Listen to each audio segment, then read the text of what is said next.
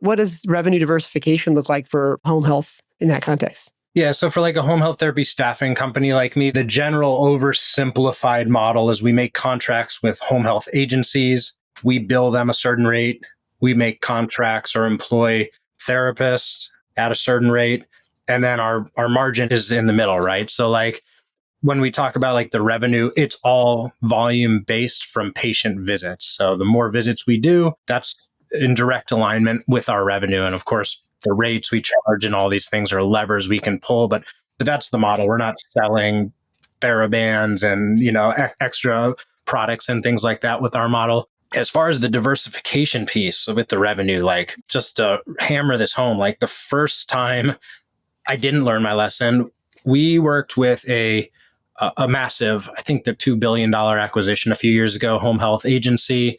They have, at the time, they were in 10 states, tons of offices throughout California. We were with a couple of them. The office we were in was the number one therapy money generating office in the entire country because we were doing a ton of visits with them.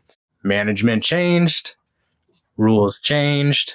We went from back then like $50,000+ a month to like $2,000 a month. And that happened within like a 60-day period or something. And at the time, it was a really big part of our business. That was in the early days, like it was a huge part of our business. I didn't learn my lesson because we had another huge agency that like was ramping up at the exact same time.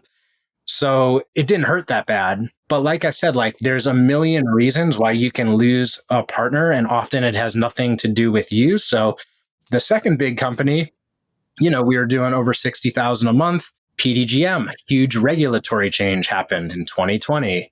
Same deal. Went from 60,000 plus a month to $600 within like 60 days. So that's why I talk so much about diversification of referral sources, because it's nothing that you do wrong 95% of the time. But if you don't have a bunch of different sources and you lose one like that, it could seriously be the end of your company. You're not going to be able to pay people. I've, thank God, never been in a situation like that, but a lot of companies get there.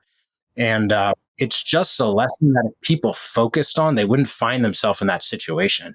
Okay, so you can totally talk to me like a second grader, but when we think about that diversification of revenue, generally speaking, I know like there's no, like everybody's business is different, but generally speaking, as an industry for home health, I know you talked about like there's like contracts with the home health care agencies and stuff like that, but by and large, are most of these dollars that are flowing through the system coming as like, insurance reimbursements for the care, or is it like cash pay coming from the patient? Like where, just generally speaking, as an industry, where's the money coming from? As an industry, it's coming from Medicare and now managed care contracts. So the agency's billing Medicare, Kaiser's HMO, Blue Cross, whatever it is, they get reimbursed. And then we're paid a flat fee per visit is the way we set up these contracts. And, net whatever many days kind of deal is how the term's set up in the contract. So we are not directly contracted with Medicare, insurances, anything like that as our entity, but the agencies are, to kind of break that down. If you'd like to learn more about Strata PT and see how our EMR and RCM works, head over to stratapt.com to book a demo.